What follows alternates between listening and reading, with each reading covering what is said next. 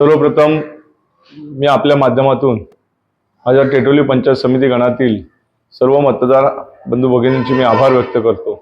आणि या गणातूनच मला विक्रमी अशा 3,500 लीडनी मला ह्या जनतेने निवडून दिलेले आहे।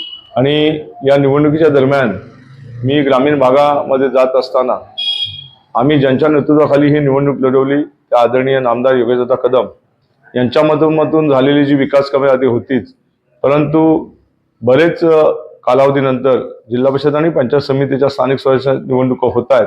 त्याच्यामुळे या निवडणुकीच्या दरम्यान त्यातील ज्या समस्या होत्या त्या आम्ही जाणून घेतलेल्या आहेत। आणि शेवटी निवडणूक म्हणली तर मूलभूत समस्या ह्या सर्व जनता आपल्या समोर मांडतच असते। आणि विकास ही अशी एक प्रक्रिया आहे, सातत्यपूर्ण ही चालूच राहणार आहे। त्यामुळे आमच्या चौकटीमध्ये बसणारी जिल्हा परिषद आणि पंचायत समितीची जी कामं आहेत ती तर आम्ही करणारच आहोत, परंतु जी कामं आमच्या माध्यमातून होणार नाहीत ती नामदार योगेशदादा कदम यांच्या माध्यमातून करण्याचं आम्ही अभिवचन जनतेला दिलेलं आहे।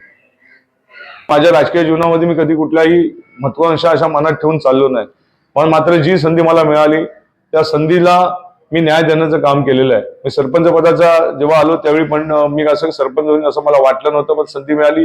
मी प्रशासन कसं चालवतं ते आपण सगळ्यांना पाहिलेलं आहे। आता मी पहिली पायरी तर ओलांडून गेलेलो आहे।